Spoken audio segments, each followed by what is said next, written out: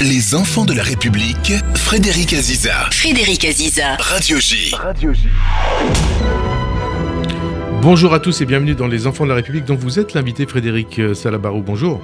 Bonjour. Alors vous êtes un gaulliste de cœur, haut fonctionnaire, ancien conseiller d'État et secrétaire général de l'Élysée sous Jacques Chirac, dont vous avez même épousé sa fille, Claude. Vous êtes désormais avocat d'affaires, vous êtes aussi un républicain acharné et vous vous définissez comme un juif d'État à l'image de Léon Blum, à qui vous avez consacré une biographie, Blum le Magnifique, publiée en 2021 aux éditions de l'Observatoire. Et puisque cette émission s'appelle Les enfants de la République, Frédéric Salabarou, qu'est-ce que représente la République pour vous ? Tout évidemment. C'est une histoire familiale, c'est un héritage familial. Elle est à la fois classique et puis très français. Mon père est tunisien, n'est pas français, il est orphelin, c'est le produit de l'école de la République. La France lui permet d'exercer ses dons, il a des dons chirurgicaux qui lui permettent de devenir un grand médecin, et donc j'ai baigné là-dedans toute mon enfance. Et alors votre père, je crois, il vous faisait lire tout le temps, le soir notamment ? Oui, il y avait un rituel. Ouais. Il était chirurgien, il rentrait le soir avant de retravailler à son bureau et se reposait une demi-heure. Et à l'issue de ce moment-là, on se retrouvait tous les deux. Et là, c'est les moments les plus merveilleux de mon enfance. C'était la littérature, l'histoire de France qui me racontait. Et évidemment, tout ça m'a construit. Et je crois qu'il vous disait, il faut redonner à la France une partie de ce qu'elle nous a donné. C'est ce qui signifiait. Il avait une phrase que j'ai essayé de transmettre à mes enfants qui résume toute la vie. Il disait, il redoublait le rien ne résiste au travail. Et donc, c'était son credo. Et effectivement, tout ça s'inscrivait dans une passion pour la France. À mon avis, passion juive pour la France, qui renvoie, vous parliez de Blum, à quelque chose dont on reparlera. Donc, c'est quelque chose de très fort. Ouais. Et évidemment très important. Passion juive pour la France, parce que votre père est né, je crois, en 1930. 31 en Tunisie, à Sousse, c'est ça ? À Sousse. Donc une famille juive très pauvre. Très pauvre. Et puis, il a beaucoup travaillé. Il a commencé ses études de médecine en Tunisie. Il est venu en France pour la deuxième année, il me semble. Deuxième année, après ce qu'on appelait à l'époque le PCEM. Mais surtout, la France lui a donné sa chance. Ouais. C'est d'ailleurs tout l'enjeu d'aujourd'hui, on en reparlera. Ouais. Il avait un don chirurgical, il avait des qualités, mais il s'est retrouvé dans un environnement où, malgré son statut d'étranger, de petit juif complètement perdu, dans une France qui était encore une France très conservatrice. Donc on est à la fin des années 50. On est à la fin des années 50, c'est-à-dire c'est un ovni dans le milieu hospitalier qui est ultra conservateur. Malgré tout, c'est un pays qui lui permet d'arriver jusqu'à l'hôpital.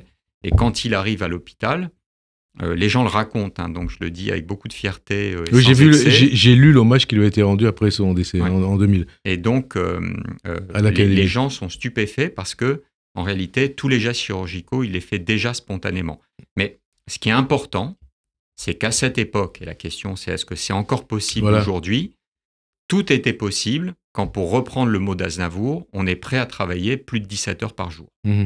Et bon, même quand on travaille un peu moins de 17 heures par jour, il faut avoir la volonté, il faut avoir aussi le respect d'autrui, le respect de la France et des valeurs de la France, quelque part. Votre père, il fut donc un brillant professeur de médecine gynécologique et obstétricale, et il est l'un des pionniers français en matière de procréation médicalement assistée, avec René Friedman et Jean Cohen.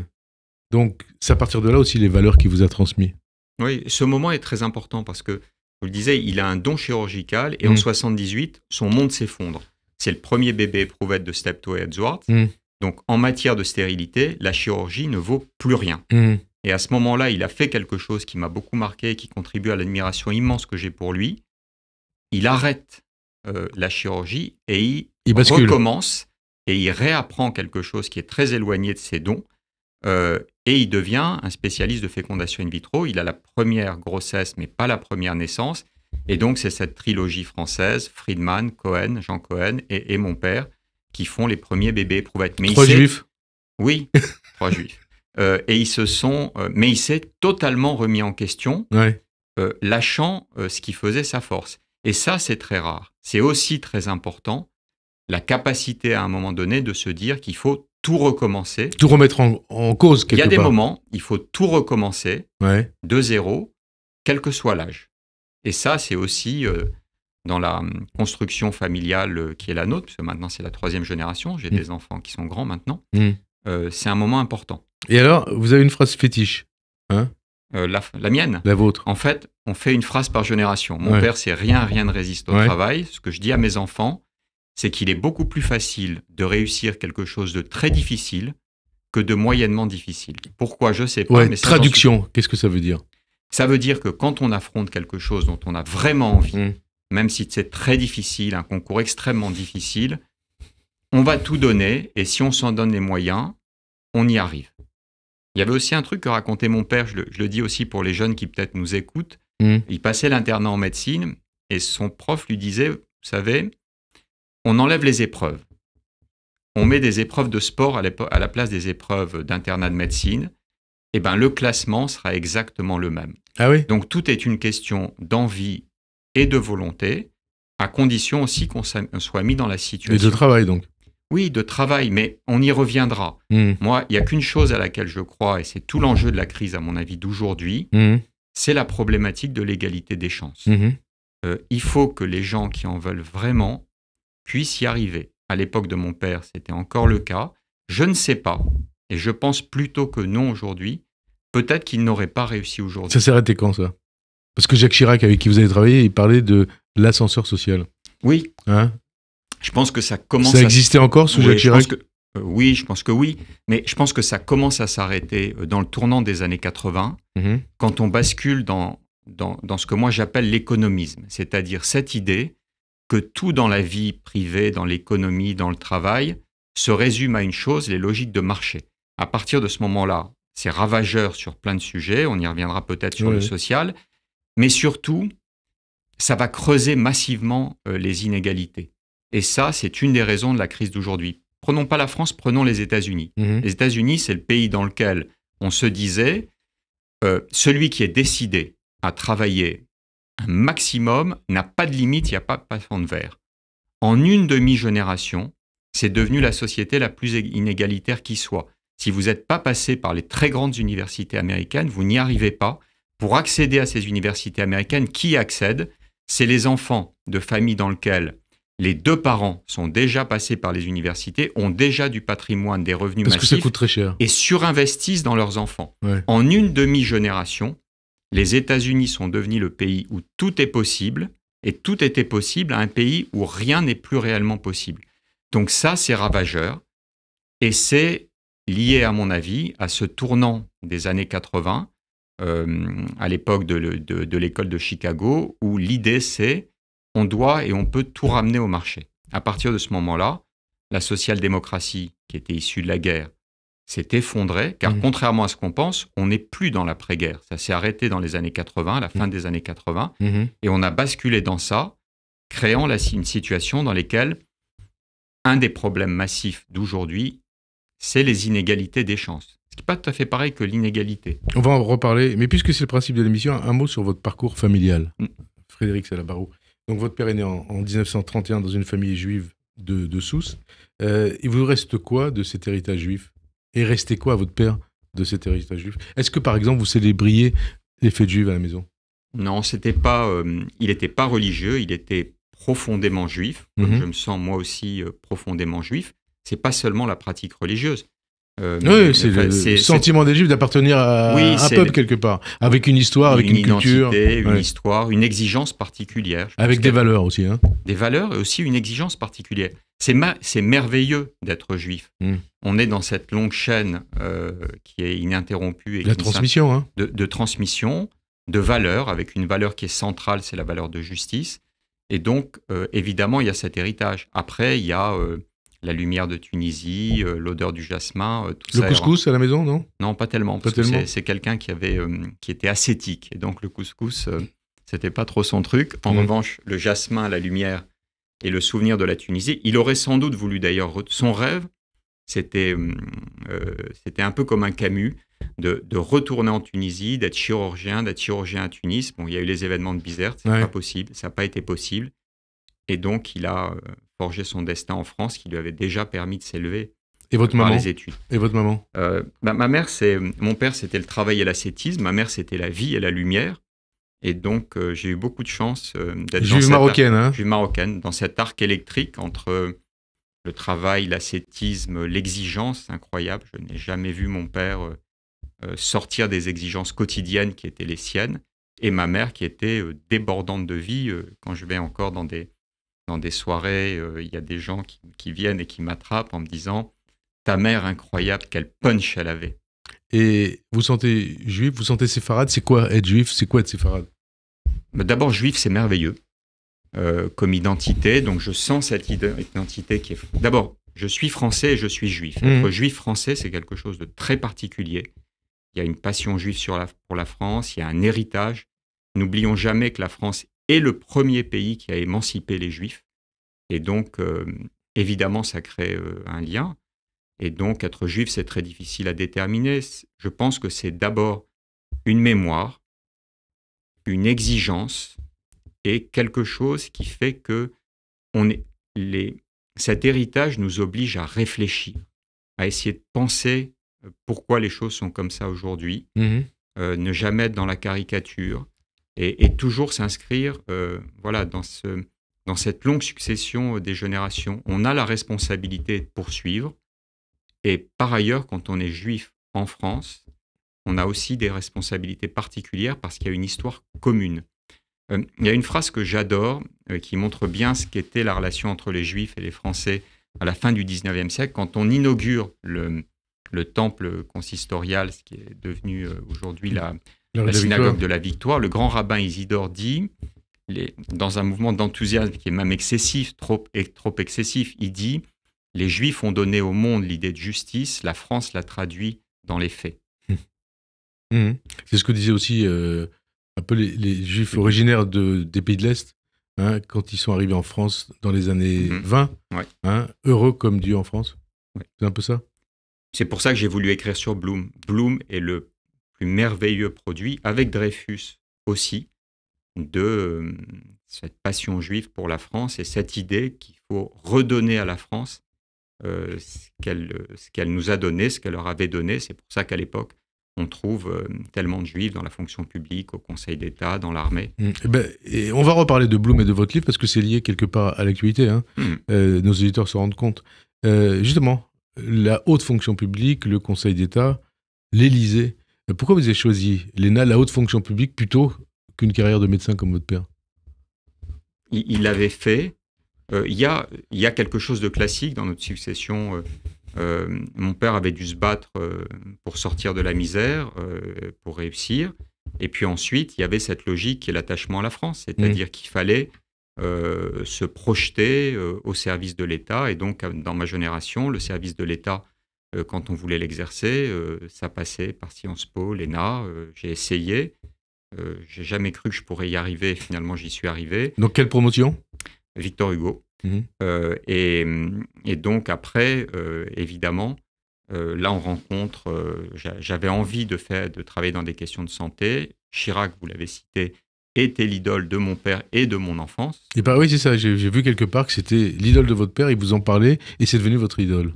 Oui, ça l'était, avec le moment de romantisme absolu dans la vie politique.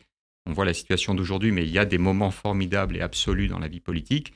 C'est 93-95, trahi par tout le monde, devenu seul par rapport à son destin, enlevant l'armure qui cachait sa propre réalité, et à partir du moment où il a été lui-même, les choses ont fonctionné. Je me souviens du moment d'émotion. J'étais dans ces équipes à l'époque, puisque je préférais perdre avec lui que gagner avec Balladur.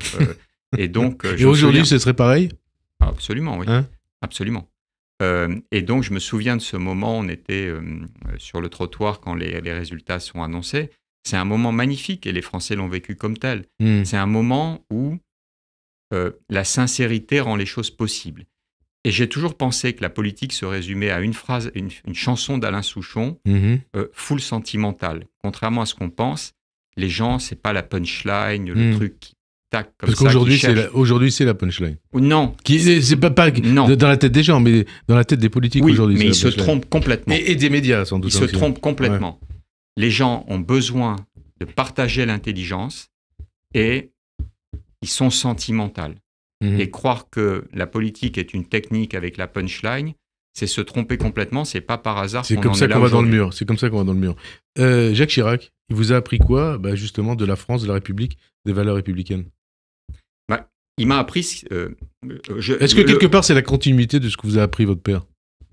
C'est différent, c'est pas du tout les mêmes personnalités. Mon père, c'est cette histoire que je raconte. Jacques Chirac, c'est une personnalité profondément française et au sens traditionnel, l'enracinement dans le terroir, mais également la projection dans le monde, ce qui est très curieux chez lui. Dans le terroir, et puis petit-fils d'un hussard noir de la République. Oui, quatre instituteurs. Ouais. Ça compte aussi, ça.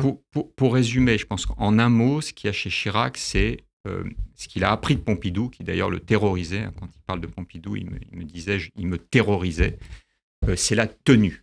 C'est-à-dire que quels que soient les événements, quelles que soient les difficultés, quelles que soient les catastrophes, on se tient droit et on montre rien. Et puis les principes républicains, le sens de l'État, l'empathie. D'ailleurs, moi, je me souviens, quand j'étais secrétaire général, j'en avais ras-le-bol à certains moments. Donc 2005-2007. Je rentre en 2000 au cabinet, et puis ensuite je monte et je finis secrétaire général en 2005-2007. Mais je me souviens de moments... Il faut préciser pour nos auditeurs quand même, secrétaire général de l'Élysée, c'est le numéro 2 de l'État quelque part. Non, c'est celui qui tient le cabinet du président. Non, mais il faut distinguer. C'est comme les gens qui disent « j'ai écrit le discours de tel machin », ça n'est pas vrai. Enfin, c'est un rôle ultra important au sommet de l'État. Ouais. Donc, pour revenir à Chirac, il y a aussi cette empathie. C'est-à-dire qu'il y a des moments où on avait des urgences et il fallait quand même attendre qu'il ait appelé telle personne qui avait un cancer, machin, etc., prendre des nouvelles d'autres personnes en difficulté. Donc, c'est ce mélange de distance absolue, parce que, contrairement à ce qu'on pense, il y a des cercles infranchissables chez Chirac, c'est-à-dire c'était un roc. Et sa personnalité profonde n'était pas déchiffrable. Et puis, il y avait autour de ça, au-delà du sens de l'État, cette empathie au quotidien. Donc, évidemment, ces contrastes fait que j'étais pas le seul, mais dans son équipe, pour reprendre le mot de Jacques Toubon, les gens se seraient jetés par la fenêtre, évidemment, pour lui. Et pourquoi je vous parlais des hussards de la République qui ont fait partie de sa famille? Parce que c'est pour parler de l'école, est-ce qu'elle joue toujours son rôle aujourd'hui, l'école? Ce qu'on voit, c'est qu'en réalité, non, ou plus assez, parce qu'il y a des phénomènes de massification, il y a des phénomènes d'inégalité, il y a des difficultés de transmission, et tout l'enjeu, c'est effectivement dans la masse. Sous la Troisième République, il y avait quelques dizaines de milliers de personnes qui allaient au lycée, et donc on repérait les meilleurs. Et encore moins qui avaient le bac. Et qui avaient le bac, mais on pouvait repérer dans ce petit nombre les meilleurs, même issus de familles très modestes, de paysans ou autres, et les faire ensuite, leur donner leur chance au fur et à mesure. Aujourd'hui, il y a ce phénomène de massification qui fait qu'on essaye de traiter le savoir minimum pour l'essentiel des gens, c'est l'idée des 80% au bac, mais en réalité, on n'arrive plus à permettre à ceux qui ont des qualités et qui ont l'envie de travailler, de pouvoir s'extraire. Et ça, c'est une difficulté. Les gens sont prêts à accepter toutes les difficultés de la vie, les inégalités, les problèmes de pouvoir d'achat, mais pas que leurs enfants n'aient pas leur chance. Et donc, on retombe aussi sur ce sujet qui crée les tensions d'aujourd'hui et qui pousse vers les extrémismes. On a cette difficulté, c'est-à-dire on a un système qui aide globalement, mais qui ne permet plus la promotion individuelle. Et ça, c'est un enjeu important. Promotion individuelle, justement, et méritocratie républicaine, vous êtes un symbole de la méritocratie républicaine. Vous êtes un enfant de la République, comme nous tous d'ailleurs. Comme tout le monde. Comme tout le monde. Donc vous êtes passé par l'ENA, par le Conseil d'État. Est-ce que le problème de la France, c'est l'un de ses problèmes, c'est pas qu'on déteste les élites et qu'on respecte plus les élites, notamment les enseignants. Et puis, il y a une question collatérale. C'est Emmanuel Macron qui, mercredi, disait c'est toujours des élites qui trahissent le pays. Je pense que la politique aujourd'hui meurt de ce type d'excès de langage. Évidemment que les élites n'ont pas toujours trahi, et ce n'est pas toujours les élites. Le général de Gaulle en faisait partie, Pierre Mendès France, Blum, la liste est interminable, Badinter. Évidemment qu'il ne faut pas faire cet amalgame-là. Il y a un problème aujourd'hui et historiquement entre le peuple et les élites. Moi, je le date d'ailleurs de la Première Guerre mondiale. Sa phrase exacte à Macron, c'est Emmanuel Macron, le président, les élites ont toujours trahi. Non, c'est des excès de langage dont on meurt. C'est au fond l'autre pas face de la punchlinisation de la vie politique. Bien sûr que non. Il y a un problème qui naît de manière profonde à la Première Guerre mondiale quand tous les généraux envoient au carnage des générations de Français sans le minimum d'humanité. Et au fond, c'est eux qui gagnent la guerre, c'est pas les généraux. Même Foch se trompe à l'époque de l'armistice en n'allant pas écraser l'armée allemande de l'autre côté du Rhin et donc créant les conditions de ce qui allait être la montée du fascisme. Donc ça part évidemment de là. Ensuite, il y a les années 90 avec ce que j'appelais l'économisme, où les élites se mondialisent et perdent le contact. C'est partout dans le monde. Le marché roi. Le marché roi et la mondialisation. Or, une nation s'est enracinée dans sa terre, s'est enracinée dans son histoire intellectuelle et enracinée dans sa terre. Et donc, à partir de ce moment-là, il y a ce décalage qui fait qu'on est dans un pays qui se sépare. Les gens ne se rencontrent pas. Vous êtes dans les milieux modestes, vous rencontrez peu les classes moyennes qui ne rencontrent pas les classes du niveau du dessus. Et donc, tout ça, évidemment, alors, ça explose. Vous dites les gens ne se rencontrent pas. Ça me fait penser à quelque chose. La suppression des services militaires en 96, est-ce que ça n'a pas été une erreur? Parce que les gens se rencontraient? Non, parce que je ne suis pas un défenseur absolu de tout ce qu'a fait Jacques Chirac, mais il fallait professionnaliser les armées. On ne pouvait pas garder des centaines de milliers de conscrits, alors que l'armée devenait une technique, il fallait avoir une capacité de projection, on l'avait vu sur la première guerre du Golfe. Donc il fallait le faire. Après, il y a d'autres façons de maintenir l'unité de la nation, de faire le lien entre les classes sociales dans la jeunesse que le service militaire. C'est un état d'esprit, et ça doit être un état d'esprit permanent. En France, on est rationnel, on voudrait toujours qu'il y ait une réponse immédiate. Il y a un problème, on trouve tout de suite la réponse de structure. En général, c'est une dépense de plus qui fait qu'on en est là où on est. En réalité, c'est autre chose, c'est un état d'esprit. L'armée, c'est une technique, il fallait qu'elle soit à la hauteur. Quand vous voyez l'évolution de la vie politique, Frédéric Salabarro, vous l'avez connu, la vie politique, pendant des années, est-ce que vous ne dites pas que la réforme du quinquennat, initiée par Chirac, Jospin et Giscard, a été une erreur? Non, moi j'ai vécu la cohabitation, il n'y a rien de pire que la cohabitation. Tu ne peux pas avoir des gens qui, en même temps, dans la journée, sont au service de l'État et en général, il y a le sens de l'intérêt général. Et ensuite, une fois que la journée de travail est terminée, se combattent et préparent les campagnes qui les opposeront. Ça n'est pas possible. On va en parler tout à l'heure. Je l'ai vécu. Donc, ouais. Le quinquennat, jusqu'à aujourd'hui, ce n'est pas certain que dans les semaines qui viennent, le permettra, évite en général les cohabitations. En général. Et on va reparler de la cohabitation parce que c'est aussi l'actualité. Les hommes politiques, est-ce qu'ils ont toujours une prise sur le réel et sur les grandes décisions? Avec les réseaux sociaux, avec la mondialisation, avec le marché roi, avec tout ça? Bien sûr que oui, c'est possible. Que les choses soient rendues difficiles, c'est certain. Mais je crois qu'il n'y a pas de fatalité. Par exemple, je regardais, parce que ça intéressait aussi tous les Français, les débats sur les élections européennes. C'était frappant, c'est-à-dire, par exemple, il y avait, un truc qui m'a frappé, Bellamy, à un moment donné, veut faire un raisonnement, c'est-à-dire qu'il veut expliquer comment fonctionne l'Europe.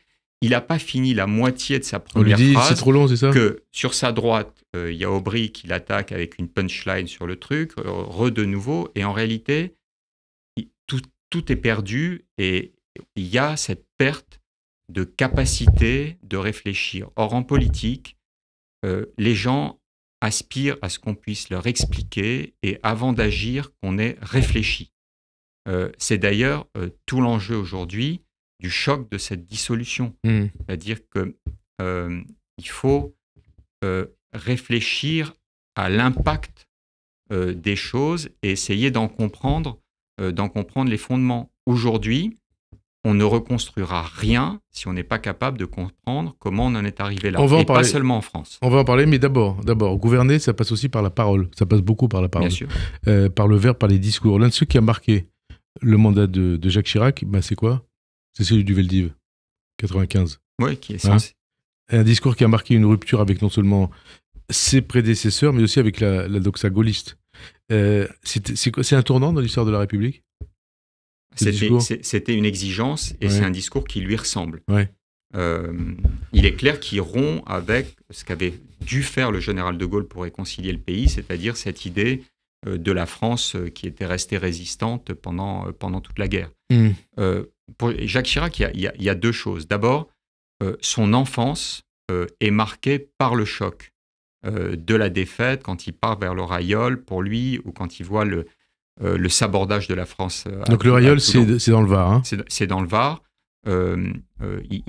C'est son humiliation d'enfance. Donc ça explique beaucoup aussi sa position par rapport à l'extrême droite. Et puis c'est quelque part aussi une question de génération. Par rapport à l'extrême droite. Ensuite, c'est quelqu'un qui a toujours regardé les choses sans a priori. Et donc, à partir du moment où c'est les préfets français qui décident d'envoyer les policiers sous uniforme français rafler les Juifs, on ne peut pas dire que ce n'est pas l'État français. Alors pourquoi je vous parle de ce discours qui aura marqué l'histoire, non seulement du mandat de Jacques Chirac, mais de la République? C'est parce que 29 ans après, l'antisémitisme est toujours là. Quand vous voyez ça, vous dites quoi? Qu'est-ce qui s'est passé pour qu'on arrive là? Et c'était antisémitisme qui renaît quelque part de nos cendres. Je pense que le 7 octobre est un choc qui va bien au-delà de l'événement dramatique pour les victimes. C'est-à-dire qu'il y a eu un moment, et certains l'ont pensé, l'idée selon laquelle la Shoah, au fond, est le résultat d'une conjonction de circonstances. C'est à la fois l'opposition au capitalisme et les faits que les Juifs pouvaient apparaître comme symbolisant le capitalisme. C'est le fait que les Juifs étaient engagés dans le bolchevisme et dans le socialisme, et qu'au moment où les sociétés européennes sont complètement désarticulées, le Juif est là au mauvais endroit, au mauvais moment. Alors, malheureusement, ce que montre le 7 octobre, c'est qu'il y a quelque chose de beaucoup plus profond, et il y a une tragédie multimillénaire qui continue. Alors justement, vous avez écrit vous avez écrit dans La Tribune un papier sur le 7 octobre, une tribune dans La Tribune. Vous écrivez: tout se mélange dans nos esprits depuis le 7 octobre, les Juifs, les Israéliens, Gaza, le passé, le présent, avec quelque part aussi en première ligne Israël et la haine contre Israël qui incarne plus que jamais le Juif des nations. Oui. J'ai écrit ce papier pour deux raisons. La première chose, c'est que il y a derrière l'utilisation du mot génocide quelque chose qui est un mouvement idéologique dramatique qu'on ne peut pas laisser faire et qu'on doit combattre. Il y a plein de mots dans la langue française. C'est ma fille qui me l'a fait remarquer. Il y a massacre, crime, etc. On a juste été chercher génocide. Pourquoi on a été chercher génocide? Qu'est-ce que montre l'histoire? Le peuple juif est un peuple attaqué, qui symbolise le mal qu'on doit combattre, qu'on doit éliminer. Et qu'est-ce qui se passe avec la Shoah?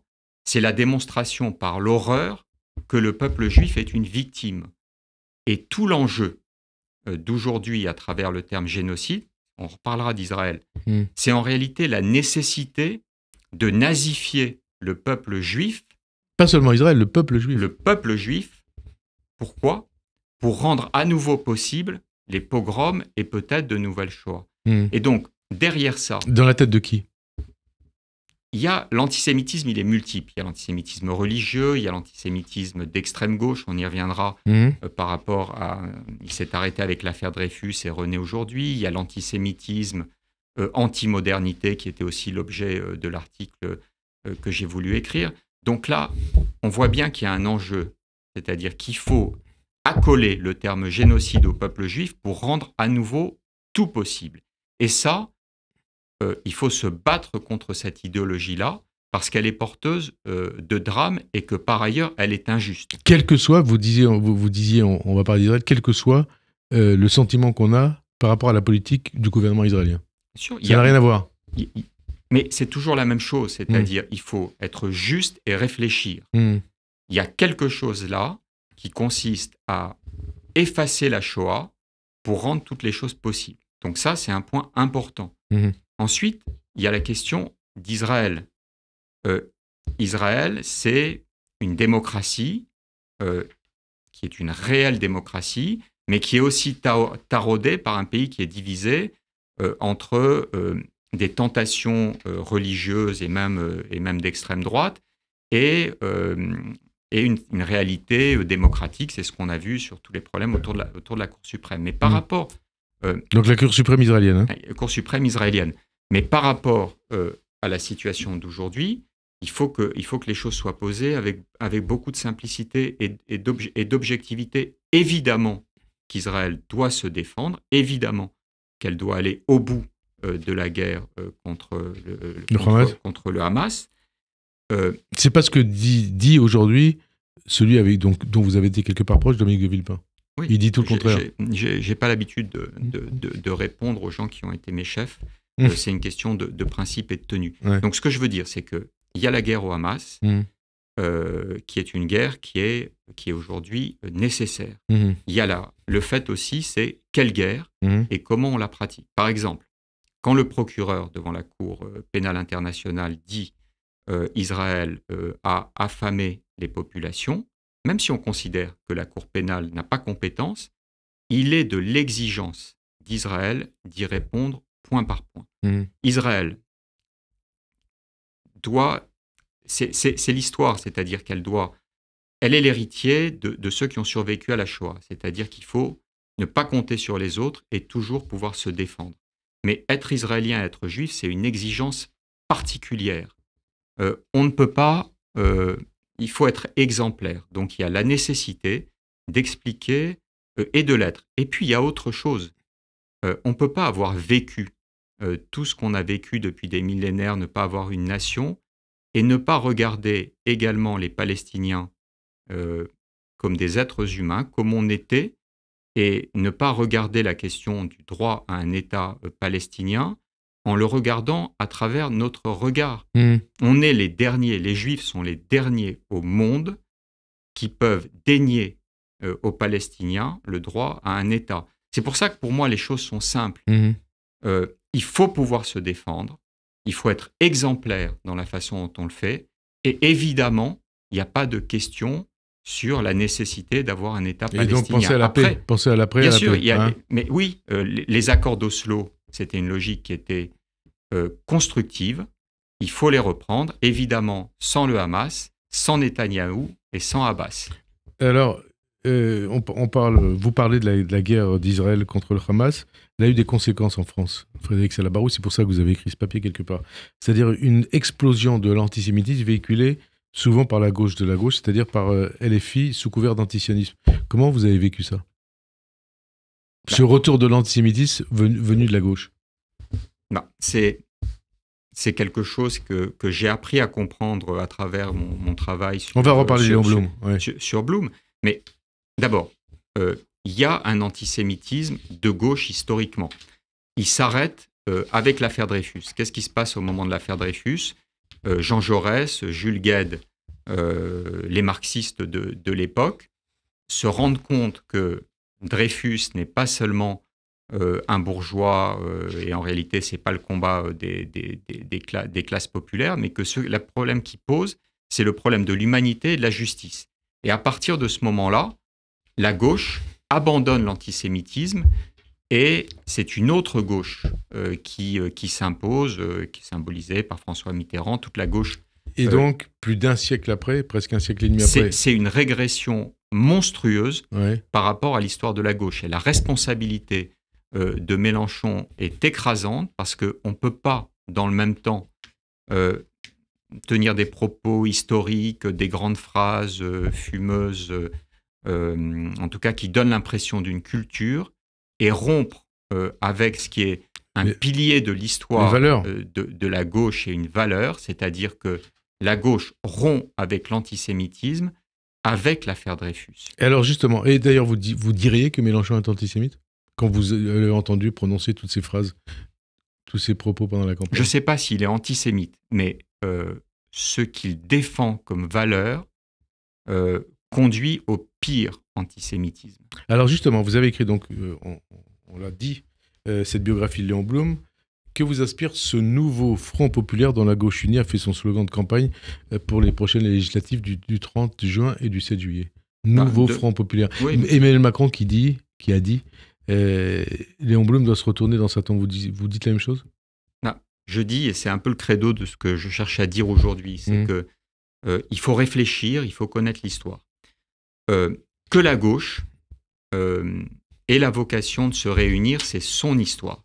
Contrairement à la droite, la gauche part du même tronc, c'est-à-dire le marxisme, le radicalisme, et ensuite, de ces familles politiques, naît la social-démocratie. Donc pour la gauche, il est normal de vouloir s'unir. Mais, il y a un mais derrière? Oui, c'est que la difficulté aujourd'hui, c'est la rupture avec l'acquis de l'affaire Dreyfus. Et donc c'est le problème de cet antisémitisme. Et très probablement, pour revenir à Blum aurait été sans doute aujourd'hui favorable à l'union des gauches, mais la question de l'antisémitisme l'aurait obligé, en tant que Français d'ailleurs, plus encore qu'en tant que Juif, à s'exprimer sur ce sujet et peut-être laisser la gauche s'unir sans lui.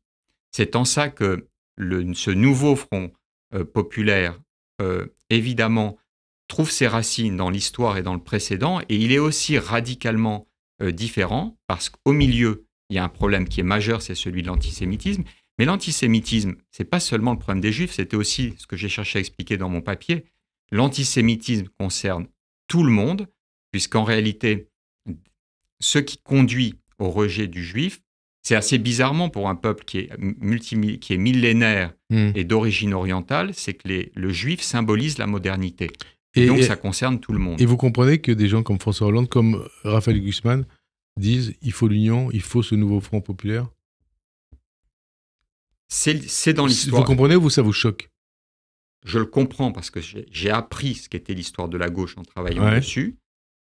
En revanche, il y a la position personnelle qu'il faut avoir, c'est-à-dire qu'il faut ce combat contre l'antisémitisme à gauche, il doit se continuer dans l'union. C'est-à-dire qu'il faut en revenir à une gauche humaniste, c'est-à-dire celle qui avait compris ce qui s'était passé avec l'affaire Dreyfus. Alors, on arrive pratiquement à la fin de cette émission. Il faut parler aussi de ce qui se passe à droite. 22 ans après 2002 et le second tour Chirac-Le Pen, l'extrême droite est aux portes du pouvoir. Comment on est passé de 2002 à 2024 et quel regard vous portez sur cette alliance entre Éric Ciotti, président de LR, l'ex-RPR, et le Rassemblement national, cette allégeance du patron de LR à Jordan Bardella? Ça vous inspire quoi? Je pense d'abord que contrairement à la gauche, la droite et l'extrême droite n'ont strictement rien à voir. Ils naissent pas du tout du même tronc. J'ai écrit aussi sur De Gaulle-Pétain. De Gaulle-Pétain, vous avez écrit. C'est pas la même histoire. C'est deux mondes qui sont différents. Rien n'est plus opposé que la droite et l'extrême droite. Après Ciotti, il était d'extrême droite et après des années et des décennies de refoulement, il finit par dire, et tant mieux pour lui si ça le soulage, qu'il est d'extrême droite. Mais vous, ça vous soulage ou ça vous effraie?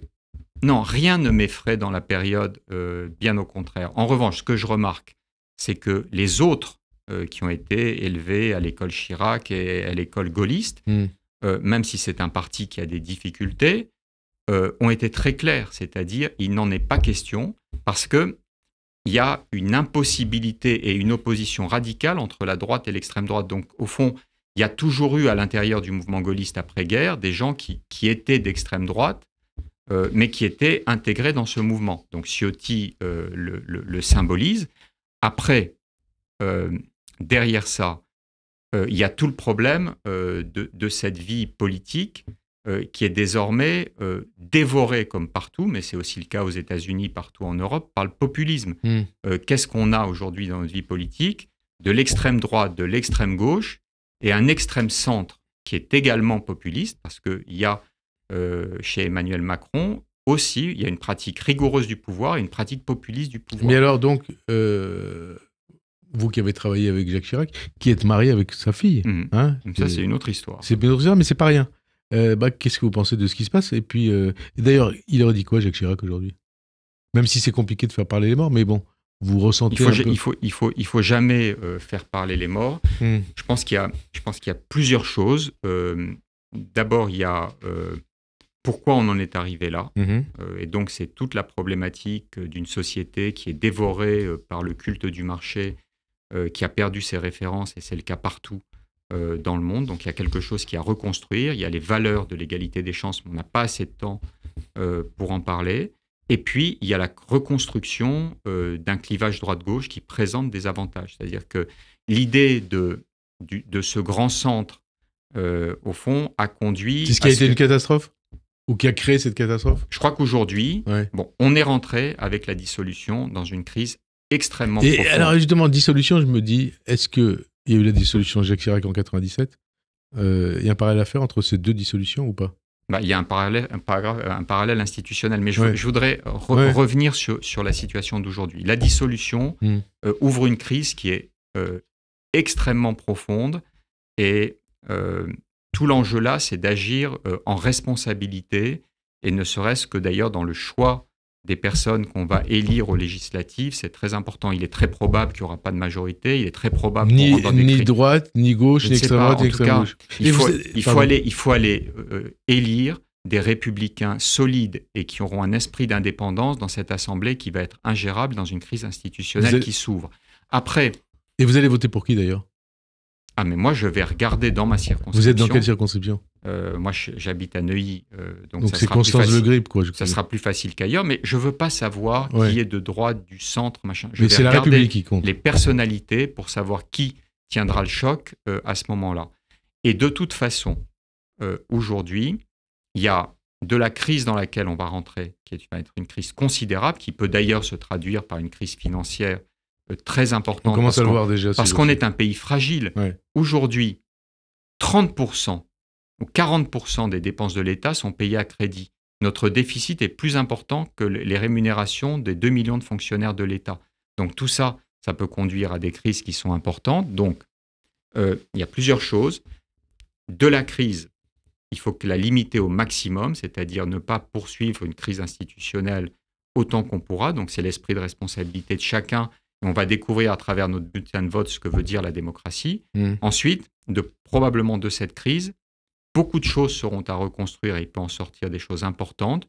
Je crois au retour indépendant du clivage droite-gauche. Ceux qui croient en la République vont devoir désormais s'y réinvestir. Et donc, il y a deux priorités.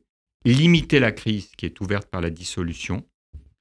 Et la deuxième chose, parce que la crise, elle ne va pas gêner les gens qui sont dans la mondialisation, qui vivent bien, c'est les plus modestes qui vont trinquer, et le risque est considérable. Et désormais, la nécessité de se réinvestir dans la République à partir de ce qui s'est passé est essentielle. Et je voudrais finir, si c'est possible, il nous reste 2 minutes, par quelque chose qui, pour moi, est l'archétype du comportement qu'il faut avoir dans les périodes de crise profonde. Pierre Cotte, du Front Populaire, ministre du Front Populaire, le père de Jean-Pierre, se précipite à Londres auprès du général de Gaulle. Il y a deux choses qui sont très importantes. On se précipite chez de Gaulle en disant « mais vous n'allez pas admettre dans la France libre ce juif ». De Gaulle répond quelque chose qui est la plus belle phrase républicaine. Je ne connais que 2 catégories de Français, ceux qui font leur devoir et ceux qui ne le font pas. Et Pierre Cotte voit le général de Gaulle en lui disant « écoutez, donnez-moi à balayer les escaliers et je balayerai les escaliers. » Aujourd'hui, quand on est républicain, quand on voit la situation qui s'est ouverte avec la dissolution, la seule réponse qu'on peut avoir, c'est l'engagement. Qui font leur devoir aujourd'hui, qui ne le font pas, parmi les politiques? Beaucoup le font, mais ils doivent le faire aussi en essayant de réfléchir à la situation et en essayant de comprendre pourquoi on en est arrivé là et apporter des réponses. Vous n'avez pas répondu à la question que je posais tout à l'heure. Qu'est-ce qu'il dirait Jacques Chirac aujourd'hui? Qu'est-ce qu'il ferait? Qu'est-ce qu'il dirait? C'est important de savoir. D'abord, il aurait nécessairement, comme il a fait en 98, etc., tonné par rapport à l'initiative. Donc 98, on rappelle pour nos auditeurs, c'est cette alliance voulue entre les dirigeants de la droite de l'époque et le Front National. Mais surtout, il aurait essayé de trouver les mots justes et les actions justes. par rapport à ce qui fait qu'aujourd'hui, la société est en guerre contre elle-même. Il y a beaucoup de choses qui sont à reconstruire et qui sont à retisser. C'est pour ça que la crise va être extrêmement profonde, mais il en renaîtra une nouvelle génération et que maintenant, la nécessité absolue pour ceux qui croient en la République, c'est de s'engager à nouveau. Quand vous dites la crise va être absolument profonde, c'est-à-dire que vous considérez que l'extrême droite a gagné ? Non, je pense que la gauche peut parfaitement gagner aussi cette élection, que tout ça va être serré, que l'hypothèse la plus probable, de mon point de vue à cette seconde, c'est pas de majorité, et donc une situation de chaos dans un pays qui est un pays fragile, dans un pays qui est vulnérable, et pour lequel il est très essentiel de ne pas aggraver la crise. On ne va quand même pas se retrouver, alors que le monde vient en France pour les Jeux Olympiques, sans majorité en crise institutionnelle et peut-être sans président de la République. Et la majorité présidentielle, elle est enterrée pour vous ? Elle est évidemment dans une situation qui est rendue extrêmement difficile par la dissolution, mais rien en politique... rien n'est jamais perdu. Vous avez connu 93-95, vous le savez. Oui, c'est l'exemple. 93, il n'y a plus de gauche. 97, la gauche est au pouvoir. Et puis et alors, dernière question, puisque vous dites on peut avoir le pire.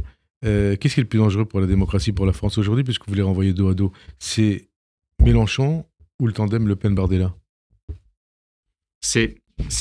Vous avez le mot juste, c'est-à-dire qu'il faut renvoyer dos à dos pour des raisons qui sont différentes et pour des raisons qui naissent de la compréhension de l'histoire et de la situation de la France d'aujourd'hui. Donc évidemment, il est hors de question d'avoir à choisir le pire. On peut toujours faire d'autres choix. Alors avant de nous quitter, Frédéric Salabarou, je ne peux que conseiller à nos auditeurs de lire ou de relire votre biographie de Léon Blum, Blum le Magnifique, qui a été publié aux éditions de l'Observatoire en 2021, un livre qui permet d'éclairer le passé, le présent et de réfléchir sur l'avenir. Merci d'avoir accepté de participer. Merci beaucoup, j'étais content d'être là. À cette émission. Bonne fin de journée sur Radio J, à dimanche prochain. Et merci, nous aussi on était contents de vous entendre. Merci. Merci.